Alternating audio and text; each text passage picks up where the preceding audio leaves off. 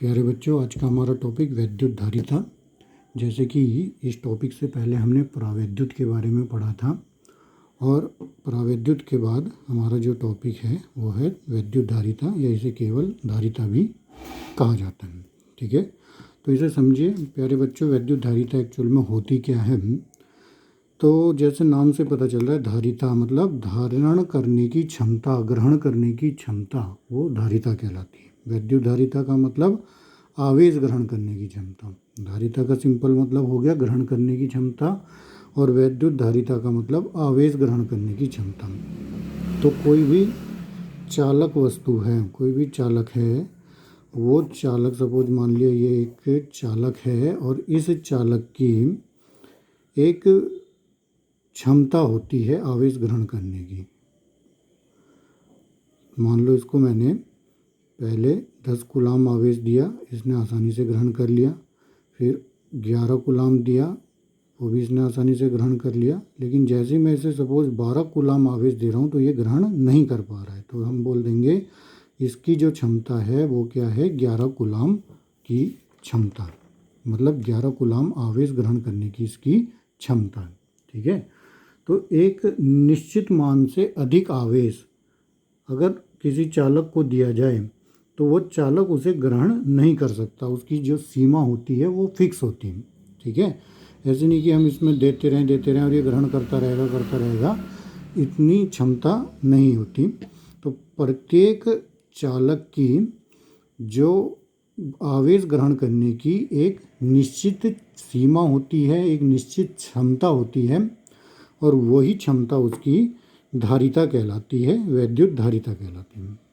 ठीक है, तो वैद्युत धारिता का सीधा मतलब हम लिख सकते हैं आवेश ग्रहण करने की क्षमता। जो आवेश जितना ज़्यादा, जो चालक जितना ज़्यादा आवेश ग्रहण करेगा उसकी क्षमता उतनी ज़्यादा होगी। जो जितना कम आवेश ग्रहण करेगा उसकी क्षमता ऑटोमेटिकली कम हो जाएगी। ठीक है, तो किसी चालक को एक निश्चित मान से अधिक आवेश नहीं दिया जा सकता। अर्थात प्रत्येक वैद्युत चालक की वैद्युत आवेश ग्रहण करने की एक निश्चित सीमा क्षमता होती है। इसी क्षमता को उस वैद्युत चालक की वैद्युत धारिता कहते हैं। समझ गए होंगे प्यारे बच्चों? वैद्युत धारिता सिंपल मतलब आवेश ग्रहण करने की क्षमता होती है। ठीक है, अब देखिए, मान लो किसी भी चालक को हम Q आवेश दिया। ठीक है, हमने Q आवेश दिया, तो जैसे जैसे हम इसको आवेश देंगे इसके विभव में ऑटोमेटिकली वृद्धि होती रहेगी, इसका वोल्टेज ऑटोमेटिक बढ़ता रहेगा। एक आवेश देने पर विभव उसी अनुपात में बढ़ेगा, 2 आवेश देंगे विभव उसी अनुपात पे बढ़ेगा। जैसे जैसे आवेश ज़्यादा देते रहेंगे वैसे वैसे विभव भी बढ़ता रहेगा। कहने का मतलब कि Q समानुपाती होता है V के। आवेश और विभव किसी भी चालक के दोनों एक दूसरे के समानुपाती होते हैं। अधिक आवेश देने पर विभव अधिक हो जाएगा, कम आवेश देने पर विभव कम हो जाएगा। ठीक है, तो ये चीज़ आपने ध्यान में रखनी है कि किसी भी चालक को आवेश देंगे तो उसके विभव में ऑटोमेटिकली वृद्धि होगी, Q समानुपाती V। अब जब समानुपाती का निशान हटता है तो साथ में बराबर का निशान आएगा और एक कांस्टेंट आएगा। तो Q इजिकल टू एक कांस्टेंट जो आता है वो होता है C और V। ये जो C है, यही C क्या कहलाता है? चालक की धारिता। ये कांस्टेंट होती है और प्रत्येक चालक के लिए धारिता उसकी फिक्स होगी। ठीक है, तो Q इजिकल टू CV, जहाँ C एक नियतांक है और उस नियतांक को चालक की धारिता बोलते हैं, कैपेसिटी इंग्लिश में इसको बोलते हैं। ठीक है, Q इजिकल टू CV। ठीक है, इससे अगर हम C का वैल्यू निकालें तो C इजिकल टू कितना होगा? Q upon V। C equal to कितना होगा? Q upon V।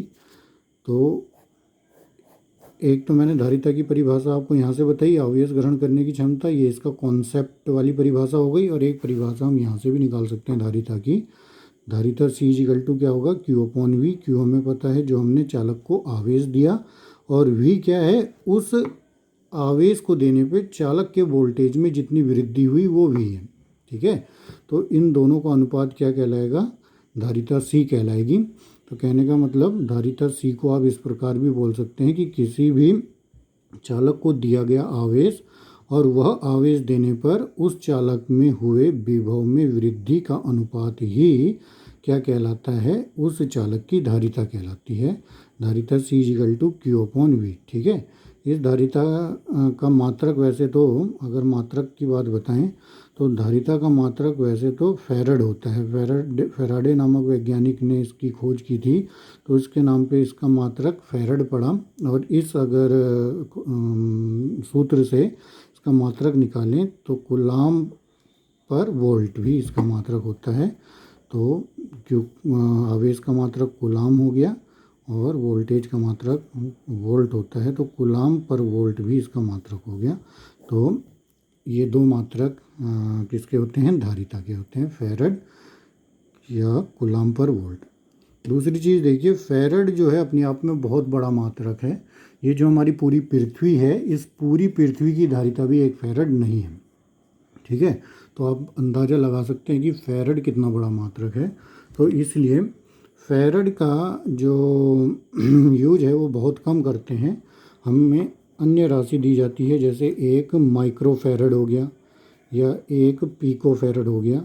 तो इस प्रकार हम इन माइक्रोफैरड और पिकोफैरड का बहुत अधिक यूज करते हैं। माइक्रोफैरड में आपको पता ही है 10⁻⁶ फैरड होते हैं, जबकि पिकोफैरड में 10⁻⁻12 फैरड होते हैं। ठीक है। नैनो फैरड भी आता है। तो इस प्रकार से माइक्रोफैरड और पिकोफैरड ही अधिकतर हम होते हैं। फैरड मैंने बताया क्यों नहीं अधिकतर यूज होता, क्योंकि फैरड एक बहुत बड़ी चीज़ है। मतलब जितनी ये हमारी पृथ्वी है, इस पृथ्वी को भी हम एक फैरड आवेश पूरा का पूरा नहीं दे सकते। मतलब इतना अधिक मात्रा में फैरड, मतलब फैरड बहुत बड़ी राशि है। तो माइक्रोफैरड और पिकोफैरड का हम बहुत अधिक प्रयोग करेंगे। ठीक है। तो समझ गए होंगे प्यारे बच्चों, वैद्युत धारिता कुछ नहीं है, किसी भी चालक की आवेश ग्रहण करने की क्षमता होती है। जैसे जैसे हम किसी भी चालक को आवेश देंगे उसके विभव में वृद्धि होती रहेगी। और Q समानुपाती V होता है, तो Q=CV हो जाता है। CV एक चालक की धारिता हो कहलाती है, जो कि एक नियतांक है। इससे C=Q/V हमारा निकल के आया। और इससे परिभाषा ऐसे बन सकती है कि किसी भी चालक को दिया गया आवेश तथा वह आवेश देने पर चालक के विभव में हुए वृद्धि का अनुपात ही क्या कहलाता है, धारिता C कहलाती है। धारिता का मात्रक बता दिया फैरड और यह कूलाम पर वोल्ट। फैरड बहुत बड़ी राशि है, तो हम माइक्रोफैरड और पिकोफैरड का प्रयोग करते हैं। ठीक है। अब ये जो फॉर्मूला है C=Q/V या Q=CV, देखिए इसी फॉर्मूले से हम 3 चीज़ें निकाल सकते हैं। Q भी निकाल सकते हैं, C भी निकाल सकते हैं, V भी निकाल सकते हैं। ठीक है।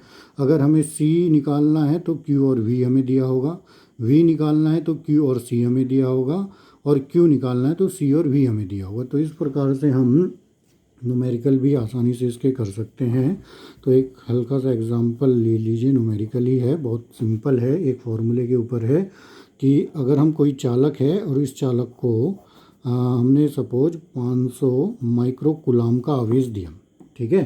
तो 500 माइक्रो कूलाम आवेश देने पर इसके जो विभव में 250 वोल्ट की वृद्धि हो जाती है। कितने वोल्ट की? 250 वोल्ट की वृद्धि हो जाती है। तो चालक की धारिता ज्ञात कीजिए।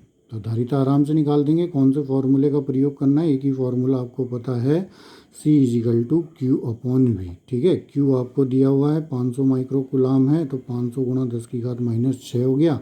और V कितना है? 250 वोल्ट की वृद्धि हुई, तो 250 ही हो गया। 250 से कट गया 500, तो कितना हो गया? 2। तो 2 × 10⁻⁶ फैराडे, और इसको लिख सकते हैं 2 माइक्रो फैराडे। तो इतना सिंपल आपका आंसर आ गया। ठीक है। हमें आवेश दिया था, वोल्टेज दी थी, तो हमको धारिता पूछी थी, तो फॉर्मूले से निकाल दिया। ठीक है। ऐसे ही अगर आपको दूसरा दे दे, दूसरा सवाल क्या दिया कि सपोज कोई चालक है, उसकी धारिता दे दी 200 माइक्रो फैरड दे दी। ठीक है। धारिता दे दी और इसको आवेशित किया, और उसका जो विभव है, उसका विभव मान लो 12 वोल्ट हो गया। ठीक है। C जो है वो 200 माइक्रोफैरड दिया, V का मान इतना दिया, और पूछ लिया भाई इसमें कितना आवेश संचित होगा। तो Q आपको फॉर्मूला पता है CV, C का मान आपको पता है 200 × 10⁻⁶ फैराडे, V का मान 12 है, तो इनकी गुणा करके 12 दूनी 2400 × 10⁻⁶ कूलाम हो जाएगा। और इसको माइक्रो कूलाम भी आप लिख सकते हो। तो 2400 गुणा 2400 माइक्रो कूलाम इसका आंसर आ जाएगा। ठीक है, समझ गए होंगे। दो चीज़ हमने निकाल दी, क्यू निकाल दी, सी निकाल दी। ठीक है, अभी तीसरी चीज़ भी हम निकाल सकते हैं। अगर वोल्टेज पूछ लिया भैया वोल्टेज कैसा होगा, तो तीसरा न्यूमेरिकल वो देख लो, बहुत सिंपल है।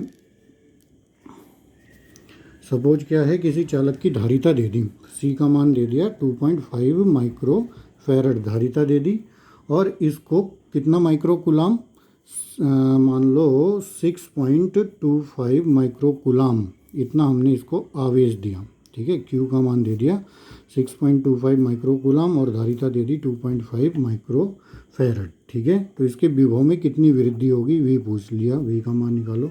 तो simple formula V equal to Q upon C. Q का मान आपको पता है 6.25, माइक्रो कूलाम में बदलना चाहो बदल लो, 10⁻⁻6 है तो इसका इतना कूलाम हो गया। और सी का मान आपको पता है कितना दिया हुआ है 2.5 इंटू 10⁻⁻6 फैराडे हो गया। ठीक है, 10⁻⁻10 ये कट गया, पॉइंट से पॉइंट कटेगा, 2.5 हो गया, 6.25 मतलब 2.5 वोल्ट आपका आंसर आ जाएगा। ठीक है, इस प्रकार से आपने क्या देखा कि हम उस फॉर्मूले से, ये मेन फार्मूला है C equal to Q upon V या Q equal to C V, इस फॉर्मूले से हम तीनों चीज़ें निकाल सकते हैं। सी भी निकाल लिया हमने, एक बार सी निकाला, एक बार क्यू निकाला और एक बार वी भी आपको निकाल के दिखा दिया। ठीक है, तो प्यारे बच्चों ये धारिता का कॉन्सेप्ट है, इसी से ही जुड़ा हुआ देखिए एक कॉन्सेप्ट है पृथक गोलीय चालक की धारिता। बहुत इम्पोर्टेंट कॉन्सेप्ट है और पेपर में कभी पूछा जा सकता है 1 या 2 नंबर में। पृथक गोलीय चालक की धारिता मतलब क्या है, गोलीय चालक है। ये चालक के बारे में हमने आपको बताया था, 3 चीज़ें बताई थी और बताया था तीनों चीज़ों में सेम होता है। जैसे कि मैंने आपको याद होगा खोखले गोले के बारे में बताया था, अगर खोखला गोला चालक हो या अचालक हो, ठीक है, उसको अगर हम बाहर से आवेश देंगे तो आवेश क्या होगा, उसके पृष्ठ पे ही इकट्ठा हो जाता है। ठीक है, चालक खोखला गोला हो या अचालक खोखला गोला। और तीसरी चीज़ और थी, आपको ध्यान आ रहा होगा कि चालक ठोस गोला, चालक ठोस गोला, उसको भी यदि आवेश दें तो आवेश जो होता है उसके केवल बाहरी पृष्ठ पे इकट्ठा हो जाता है, उसके अंदर कोई भी आवेश नहीं होता। ठीक है, जबकि अचालक ठोस गोले में आवेश अंदर अंदर भी चला जाता है। ठीक है, तो देखिए ये जो हमें गोला दिया हुआ है, कैसा गोला दिया हुआ है, चालक गोला दिया हुआ है। ठीक है, तो पृथक का मतलब आइसोलेटेड, अलग है, इसके आसपास कोई भी अन्य आवेश नहीं है।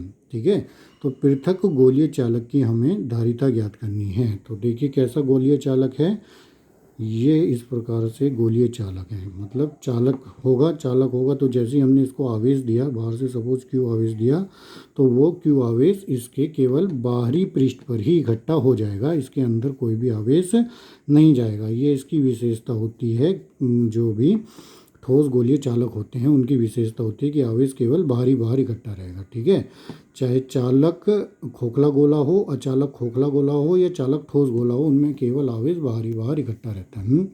तो ऐसे ये हमारा गोला है और यह गोला क्या है, पृथक है, आइसोलेटेड। पृथक का मतलब है कि इसके आसपास अन्य आवेश नहीं है।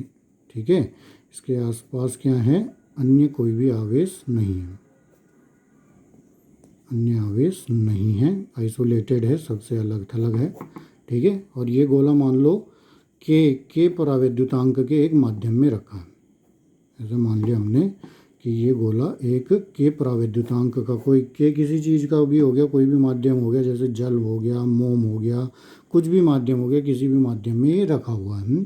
तो इस गोले को हमने क्यू आवेश दिया, आवेश क्या है, इसके बाहरी पृष्ठ पे इकट्ठा हो गया।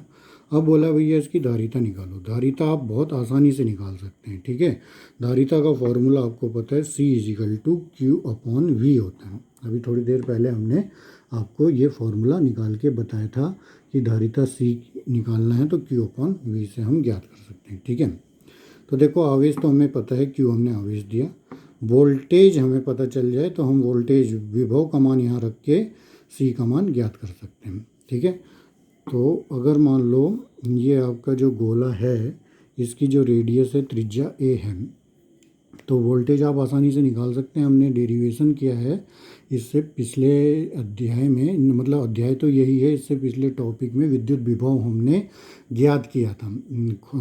इस गोलीय ठोस गोले के कारण विद्युत विभव हमने उसके बाहरी पृष्ठ पर भी ज्ञात किया, उसके आंतरिक पृष्ठ पे भी, और उसके बाहर भी ज्ञात किया था। तो जो विभव ज्ञात करके आया था वो आपको याद भी होगा, V आया था 1/4πε0। जो परावैद्युतांक अगर K है तो K भी लिखेंगे Q/A। ठीक है, अगर A रेडियस का गोला है तो V का मान आएगा 1/4πε0 K Q/A। ये आपने डेरिवेशन करा था। ठीक है, क्या डेरिवेशन था कि कोई भी ठोस गोलीय चालक है उसके बाहरी पृष्ठ पर विद्युत विभव का मान आपको याद है। तो V का मान अब हमें पता चल गया, C का मान बहुत आसानी से निकाल देंगे। C कितना हो गया Q/V। तो V का मान उठा के यहाँ रख देंगे तो Q/V हो गया आपका कितना, Q/4πε0 K। Q तो ऊपर हो ही गया, साथ में A आ जाएगा। ठीक है, अब देखिए इसकी मल्टीप्लाई ऊपर हो जाएगी और इस Q से ये Q कैंसिल हो जाएगा, तो कितना आ जाएगा आपका 4πε0 K × A। तो ये धारिता हो जाएगी किसी भी गोलीय चालक की। ऐसा गोलीय चालक जो भी पृथक्कृत हो, अलग से रखा हो कहीं पे, इसके आसपास कोई चार्ज नहीं हो, तो उसकी धारिता आती है 4πε0 K × A। A क्या हो जाएगी, जहाँ A उस चालक की क्या हो जाएगी, त्रिज्या हो जाएगी, उस गोले की त्रिज्या हो जाएगी। बाकी 4πε1/4πε0 का मान हमें पता ही होता है, कितना होता है 9 × 10⁹ अब K जो है वो माध्यम पे डिपेंड करता है। ठीक है, तो इस प्रकार से हम धारिता C को आसानी से ज्ञात कर सकते हैं। C का मान आ गया 4πε0 KA। ठीक है, तो इस प्रकार से हमने धारिता का पूरा कॉन्सेप्ट सीख लिया। तो ये धारिता को आप पढ़िए, क्योंकि इस धारिता से ही जुड़ा हुआ आगे संधारित्र, जो मेन चीज़ संधारित्र है और संधारित्र की धारिता है, वो हम आगे पढ़ेंगे। ठीक है, तो आज के लिए प्यारे बच्चों इतना ही। वैद्युत धारिता आज हमने पढ़ी, बहुत आसान टॉपिक है और इसे बार बार पढ़िए, समझिए। कोई भी समस्या है तो हमसे संपर्क करें। धन्यवाद।